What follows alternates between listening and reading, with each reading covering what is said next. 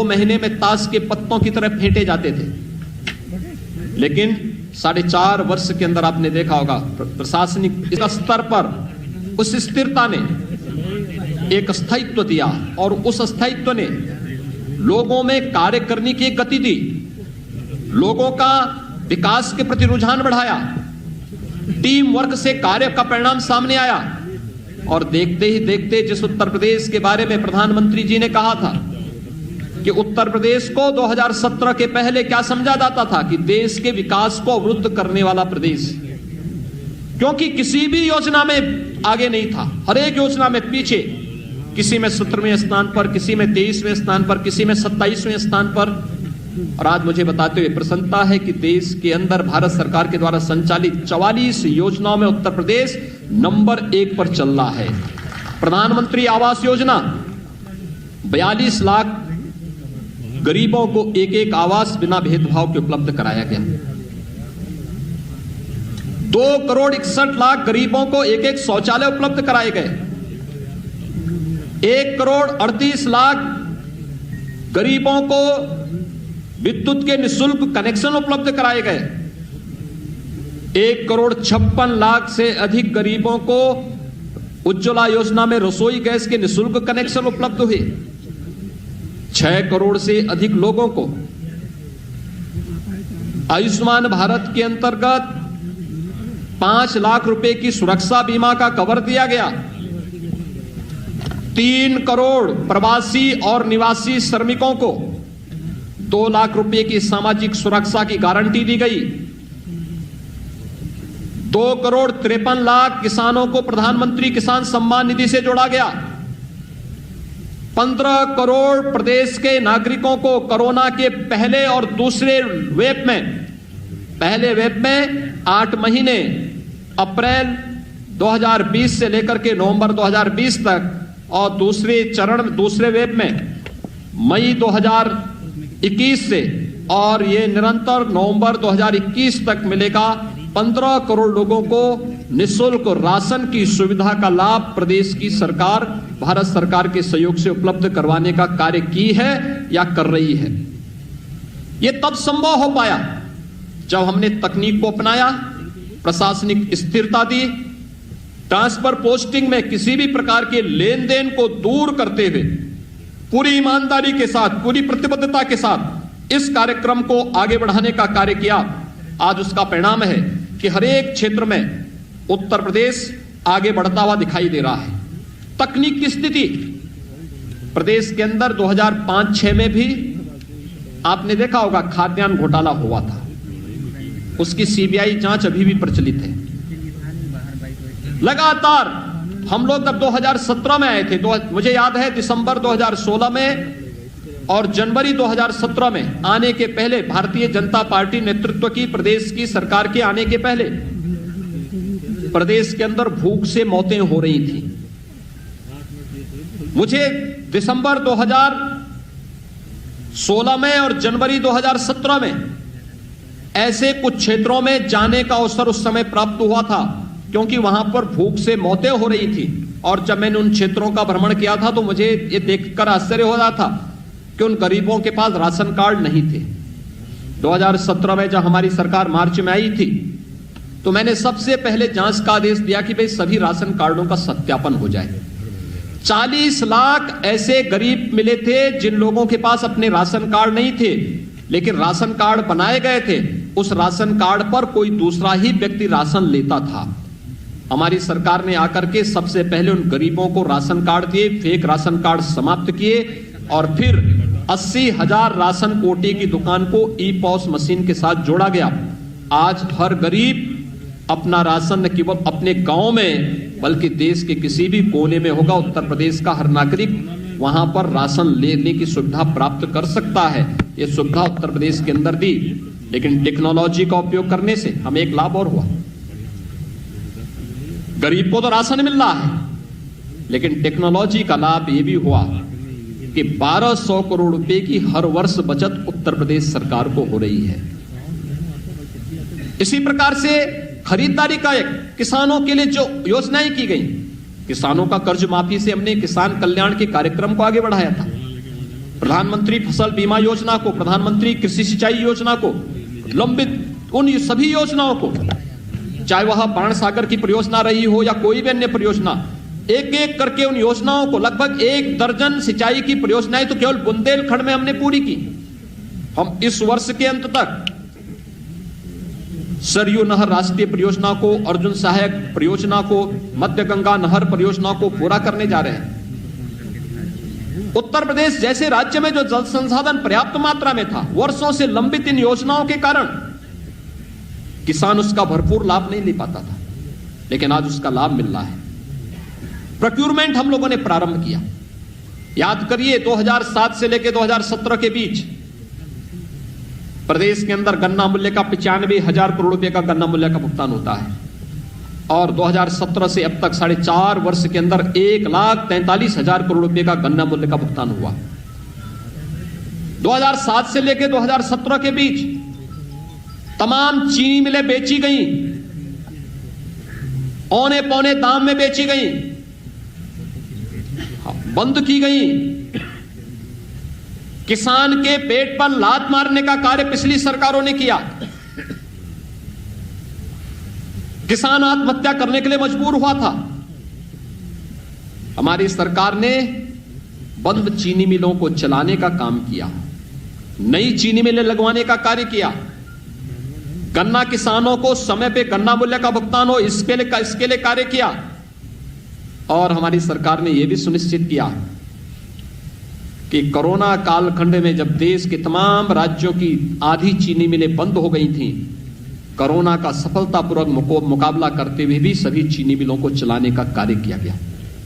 Procurement 2016-17 में आप देखेंगे उत्तर प्रदेश में धान का क्रय केवल 6 लाख मीट्रिक टन होता है।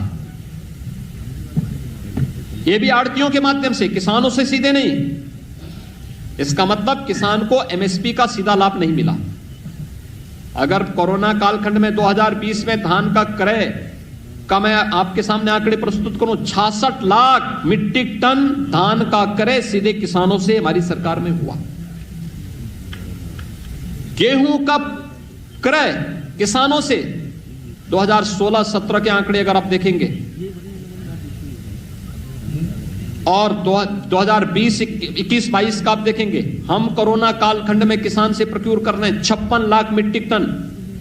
पिछली सरकार के समय यह 6 लाख मीट्रिक टन भी नहीं हो पाया था। पिछली सरकारें आड़तियों के माध्यम से क्रय करती थी, हमारी सरकार किसानों से सीधे क्रय करती है और डीबीटी के माध्यम से किसान के खाते में ही पैसा देती है।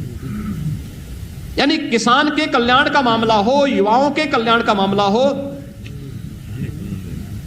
प्रदेश के प्रत्येक तबके के हितों के लिए कार्य किए जाने का मामला हो, सुशासन के उस लक्ष्य को प्राप्त करने के लिए सरकार ने वे हर संभव कदम उठाए हैं जो प्रदेश की आवश्यकता बन चुकी थी और प्रदेश को आगे बढ़ाने के लिए अत्यंत महत्वपूर्ण थी।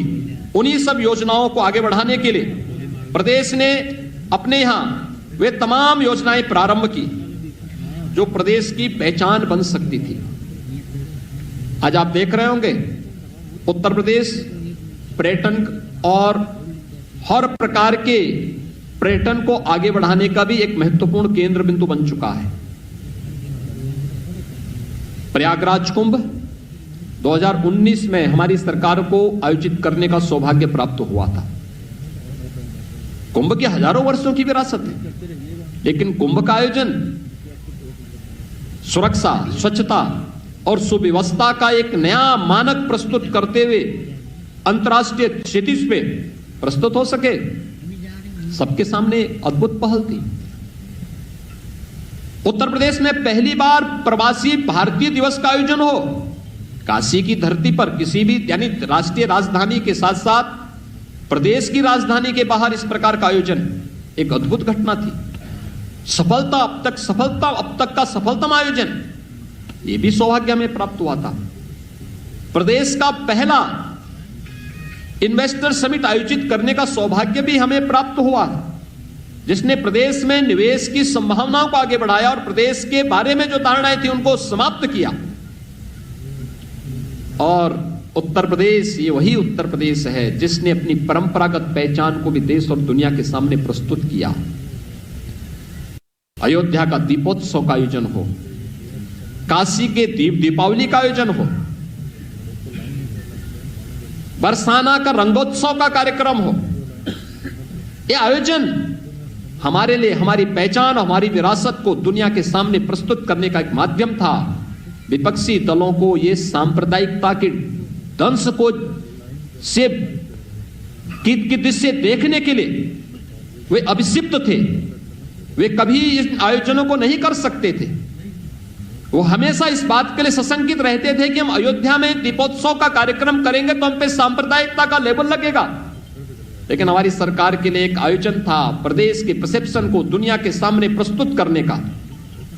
और मुझे प्रसन्नता है आज प्रदेश सरकार तेजी के साथ इस समय आगे बढ़ रही है। जहां हमने आजादी के दीवानों के उन सभी अमर शहीदों की स्मृति में चौरी चौरा शताब्दी महोत्सव के आयोजन को हम पूरी भव्यता के साथ हर एक शहीद स्थल पर देश की आजादी के लड़ने वाले सभी स्वतंत्रता संग्राम सेनानियों के प्रति सम्मान का भाव पैदा कर रहे हैं, व्यक्त कर रहे हैं। वहीं साथ ही साथ देश की सीमाओं की सुरक्षा करने वाले सैनिकों के प्रति भी सड़कों का नामकरण, विभिन्न प्रकार के स्मारकों का निर्माण, उनके परिवार की सहायता या उनके परिवार के एक सदस्य को नौकरी की व्यवस्था हो, ये प्रदेश सरकार पूरी प्रतिबद्धता के साथ कर रही है। तो साथ साथ शताब्दियों से, दशकों से लंबित उन आस्था के केंद्रों को भी सम्मान देने का कार्य हो रहा है। यह हमारा सौभाग्य है। अयोध्या में मर्यादा पुरुषोत्तम भगवान श्री राम के भव्य मंदिर के निर्माण का कार्य हमारी सरकार के समय में आदरणीय प्रधानमंत्री जी के मार्गदर्शन में प्रारंभ हो चुका है। लोग हम पे आरोप लगाते थे कि आप लोग हमेशा बोलते हैं कि रामलला हम आएंगे, मंदिर वहीं बनाएंगे। और पत्रकार मित्रगण उस समय हम पे चुटकी लेते थे, लेकिन आप तिथि नहीं बताएंगे। हमने कहा तिथि भी बताएंगे। और 5 अगस्त 2020 को प्रधानमंत्री जी के कर कमलों से अयोध्या में राम मंदिर के निर्माण कार्य का भव्य शुभारंभ भी हो चुका है। वहां की प्रगति आप देख रहे होंगे। काशी विश्वनाथ धाम, चित्रकूट धाम, विंध्यवासिनी धाम, ब्रज क्षेत्र के विकास की जो एक नई तस्वीर सामने आ रही है। नेमिस, सुखतीर्थ, बौद्ध पर्यटन स्थलों के विकास की योजना, या फिर प्रदेश के अंदर मुख्यमंत्री पर्यटन संवर्धन योजना के अंतर्गत हर विधानसभा क्षेत्र के पर्यटन केंद्रों के, आस्था के केंद्रों के विकास की एक व्यवस्थित योजना को आगे बढ़ाने का कार्यक्रम। यह आस्था का सम्मान है और आस्था के सम्मान को आगे बढ़ाते हुए पूरी प्रतिबद्धता के साथ न केवल उत्तर प्रदेश वासियों का बल्कि देश और दुनिया के उन सभी लोगों को जो उत्तर प्रदेश को देश का हृदय स्थल के रूप में एक सम्मान का भाव रखते हैं, उन सबको भी सम्मान देने का कार्य हमारी सरकार ने किया है। बहन और बेटियों की सुरक्षा प्रदेश सरकार की शीर्ष प्राथमिकताओं में से एक रही है। आप याद करिए 2017 में, मार्च 2017 में जब हमारी सरकार आई थी, हमने एंटी रोमियो स्क्वाड का गठन किया था। हम लोगों ने, प्रदेश सरकार ने पहले दिन से इस बारे में कहा था अपराध और अपराधियों के प्रति जीरो टॉलरेंस की नीति से कार्य करेंगे। मुझे प्रसन्नता है मिशन शक्ति के 3rd फेज का कार्यक्रम वर्तमान में चल रहा है। आज आपने देखा होगा पहले चरण में एक व्यवस्थित जागरण का कार्यक्रम एंटी रोमियो स्क्वाड के माध्यम से हर बेटी और हर बहन को सुरक्षा की गारंटी देने का कार्य किया गया। सेकेंड फेज में हर थाने में एक महिला बूथ का गठन किया गया, पिंक बूथ का गठन किया गया। एक महिला पुलिस अधिकारी वहां पर रहकर के उनकी समस्याओं का समाधान करेगी। तहसीलों में 350 तहसीलों में भी इस प्रकार की व्यवस्था दी गई। और आज 3rd फेज में हम हर गांव स्तर पर, हर पंचायत भवन में, ग्राम सचिवालय में एक कक्ष महिलाओं की सुरक्षा के लिए ही सुनिश्चित कर चुके हैं, जहां पर महिलाओं से जुड़ी हुई किसी भी प्रकार की घर से जुड़ी, घरेलू हिंसा से जुड़ी हुई मामला हो या फिर किसी भी प्रकार की हिंसा से जुड़े हुए मामले हो, महिला बीट पुलिस अधिकारी वहीं पर जाकर के उनकी समस्याओं का समाधान भी करती है। और साथ साथ इसका भी प्रयास कर रही है कि महिलाओं के कल्याण से जुड़ी हुई सभी प्रकार की योजनाएं, मुख्यमंत्री कन्या सुमंगला योजना हो, बेटी पढ़ाओ का मामला हो, या फिर बेटी बचाओ बेटी पढ़ाओ का मामला हो, या फिर मातृ वंदना योजना हो, जननी सुरक्षा योजना का लाभ देना हो, मुख्यमंत्री सामूहिक विवाह योजना हो, इन सभी योजनाओं से आच्छादित करने की कार्रवाई भी वहीं पर निराश्रित महिला पेंशन की योजना हो, जहां पर कोई वृद्धावस्था पेंशन से जुड़े हुए हैं तो उस पेंशन की योजना से जोड़ने के लिए भी वहां पर पूरी प्रतिबद्धता के साथ, पूरी ईमानदारी के साथ वहां पर महिला पुलिस बीट अधिकारी और हमारी फील्ड की जो टीम है वो वहां पर जनप्रतिनिधियों के मार्गदर्शन में पूरी ईमानदारी के साथ कार्य करती हुई दिखाई दे रही है और एक सुरक्षा का एक नया वातावरण वहां पर पैदा करने का प्रयास हुआ है।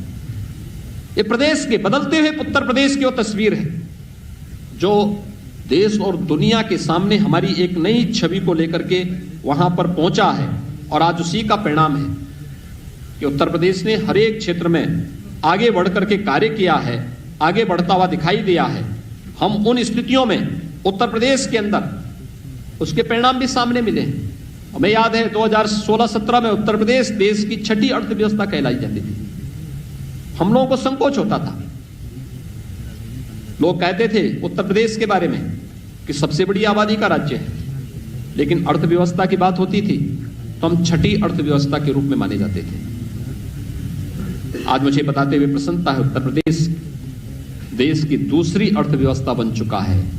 इंफ्रास्ट्रक्चर के जो कार्य प्रदेश के अंदर प्रारंभ हुए हैं, चाहे वह इंटर स्टेट कनेक्टिविटी 4 लेन से जोड़ने का, हर जिला मुख्यालय को 4 लेन से जोड़ने की कार्रवाई, तहसील मुख्यालयों को ब्लॉक मुख्यालयों को जोड़ने की जो कार्रवाई प्रारंभ हुई है, प्रदेश के वे क्षेत्र जो अपने को उपेक्षित महसूस करते थे, पूर्वांचल एक्सप्रेसवे के माध्यम से वहां की अर्थव्यवस्था को सुदृढ़ करने की कार्रवाई, बुंदेलखंड एक्सप्रेसवे के माध्यम से बुंदेलखंड क्षेत्र के समग्र विकास की कार्रवाई, गंगा एक्सप्रेसवे के माध्यम से पश्चिम उत्तर प्रदेश और पूर्वी उत्तर प्रदेश को जोड़ने की कार्रवाई, गोरखपुर लिंक एक्सप्रेसवे और बलिया लिंक एक्सप्रेसवे के माध्यम से वहां के विकास के कार्यक्रम को आगे बढ़ाने की कार्रवाई।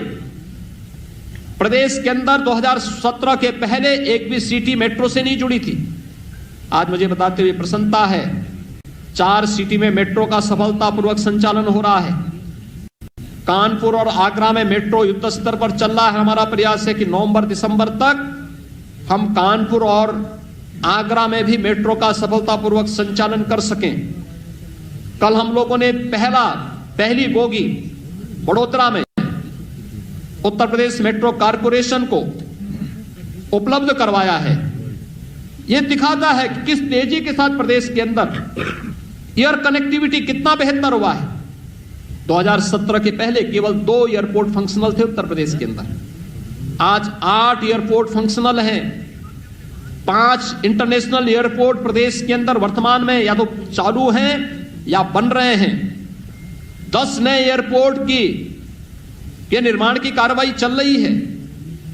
एयर कनेक्टिविटी के साथ साथ प्रदेश के अंदर हर गांव सड़क योजना के साथ जुड़ सके, हम लोगों ने इसके लिए युद्ध स्तर पर कार्य प्रारंभ किया है और हर एक गांव में बेहतर कनेक्टिविटी हो, बुनियादी सुविधाएं लोगों को प्राप्त हो, हर एक स्तर पर प्राप्त हो, भारत सरकार की योजनाओं का भरपूर लाभ लिया जाए।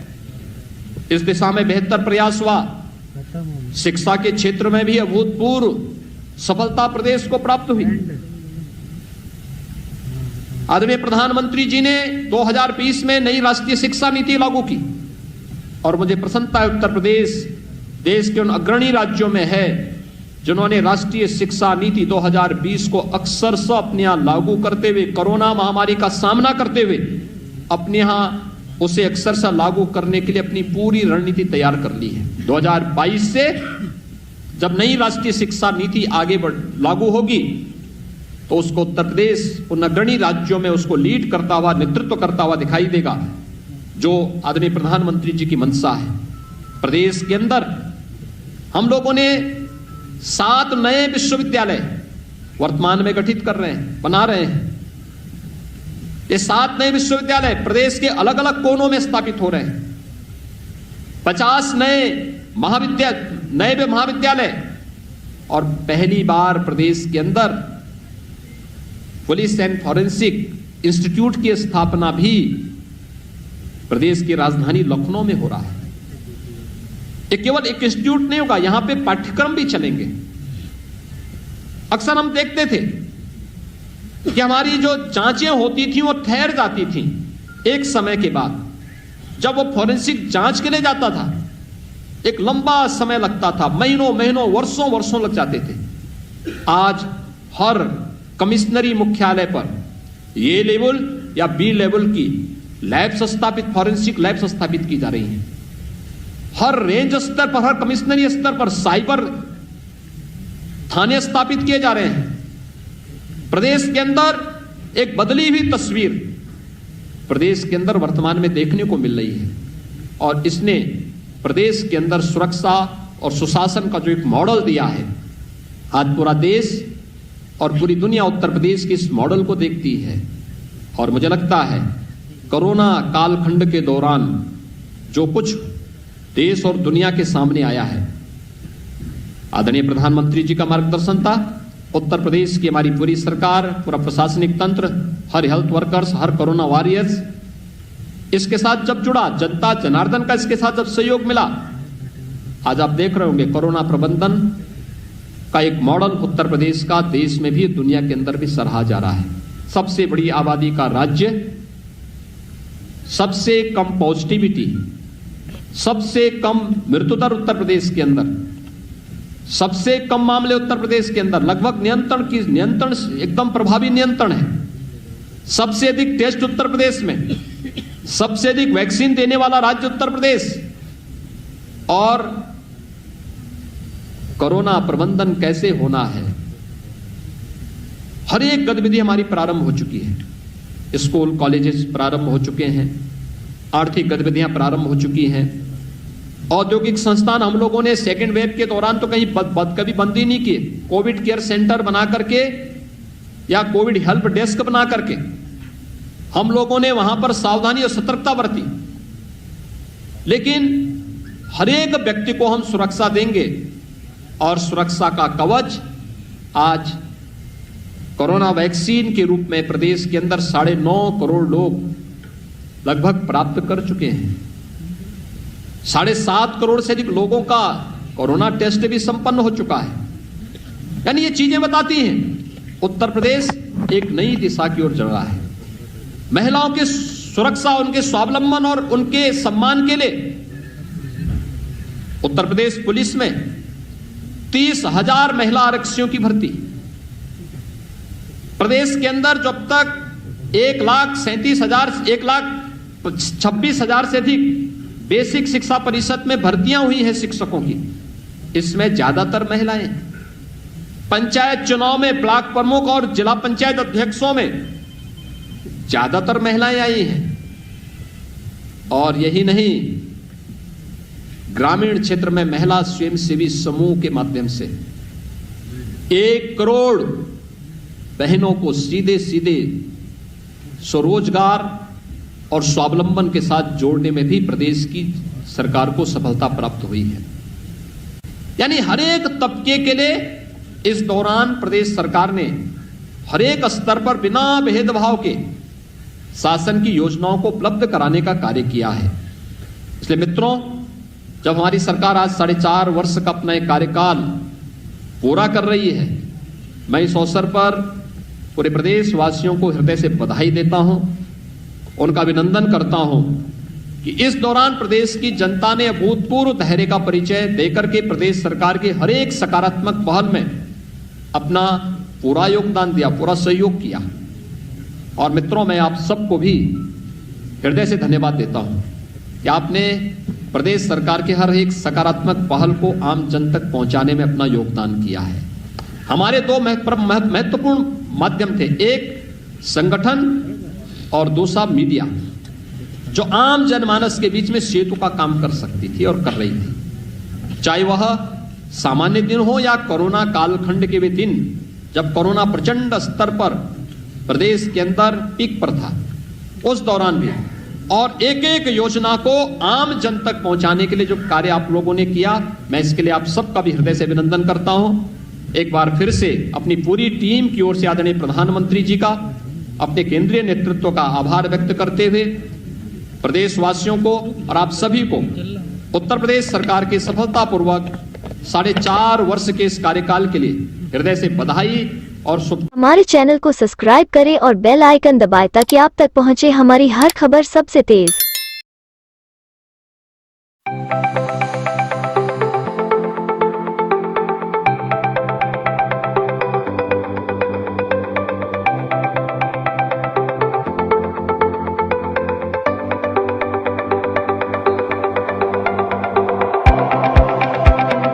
Welcome to Hygia. We are in pharmaceutical education industry for nearly 2 decades now. The distilled experience of faculties, dedicated staff, rigorous work of students have over the years made us the most sought after destination for pharmaceutical education.